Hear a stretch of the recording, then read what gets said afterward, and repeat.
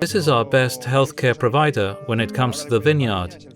It's the cold. It's the best insecticide. The only thing we use here is sulfur. We don't have the ecologic certification, but we are at an altitude of 1,000 meters. When it comes to acidity, as in the wines we will taste, it is very well regulated. And the climate is pretty balanced in winter. Temperatures of -3 to 4 degrees centigrade during the dormant period. And then in summer the heat is important during the day. Then it oscillates substantially overnight. In this terrain there is plenty of stones. This helps regulate the temperature of the vineyard. We have to be very careful. Tempranillo requires attention. You need to control it, because at this altitude and climate it could be harsh in mouth, which is not organoleptically correct. These are vineyards of age, perhaps 100 years or more. 90 years for sure. This was planted by an apothecary, which is where the name of the wine comes from, boticario. What care does this vineyard need? I assume that as humans, the older we grow, not only less productive, but also more prone to diseases. That's it. The good of being such an old wine is that it self-regulates, but help by trying not to cope it with lots of grapes.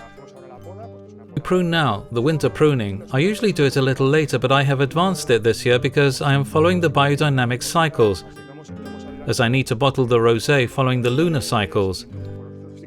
Basically, to avoid getting all the work at the same time. Budding is getting earlier, and I am concerned with the spring frosts. We did not get hail this year, but this is an issue as well. Do you follow the biodynamic philosophy? Biodynamic, yes. How does it help?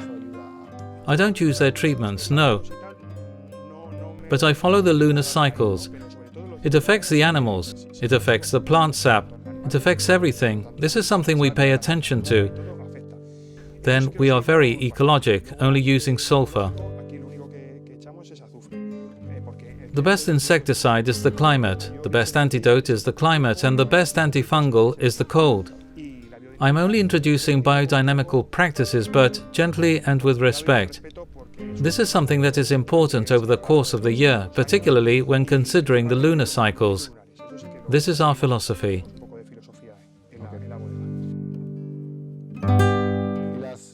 And the grapes here, what do you have here? We have a very elegant coupage. We have Albillo and Viura. And we also have some varieties that we don't even identify. And then we also have Tempranillo, Garnacha and Mencía. We first harvest the white grapes to make our white wines. We do a selection. We go vine by vine, and we select the wine varieties. 3 or 4 days later, we harvest the red grapes for our wine Boticario de Silos.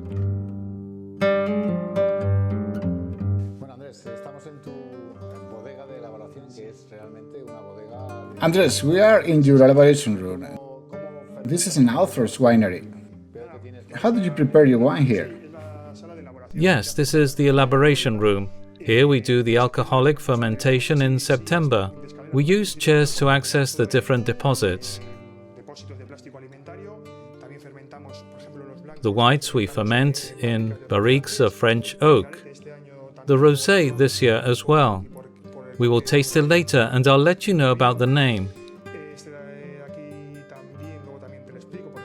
Here we have a surprise for later, and the rest is fermented in stainless steel. Yes, this jar is to ferment some whites from Albillo and others, and it ferments and makes the crianza here. I am still learning, as clay has pros and cons, but yes, white is made here, and the fermentation.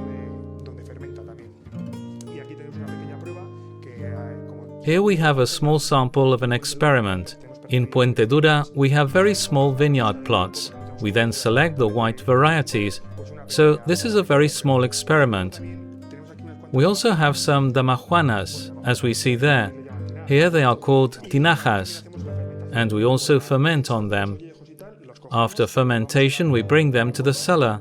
It is a cellar with a constant temperature of around 14 degrees, which is very good for maturation. What is this here, to raise temperature? Yes, that's correct. Here we do the malolactic conversion. We close it with a blanket to isolate the Burgos's cold, and a heater inside to raise temperature to 20 degrees for the malolactic conversion. This has just finished a week ago. We are letting it cool down. Then we move it to the cellar again. Here we complete the crianza in the bottles. These are the last remaining from this past year. And here we have some small samples from little experiments that we do all the time. The bottles are very well taken care of here. They stay here until it's time to label and seal them one by one. I'll show it to you later. What is your production? Because we're talking of wine of author.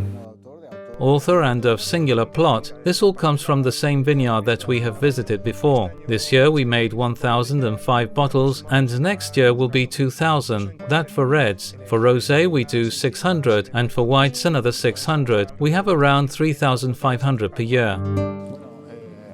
Andres, this is real artisan and bottle by bottle, with this bottler.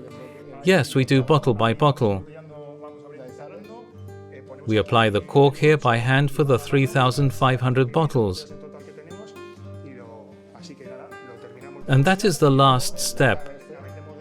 All this after they have finished the crianza. And then we apply the seal with this little thing.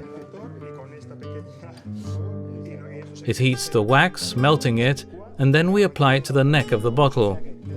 They're artisan, as the old seals will be slightly different.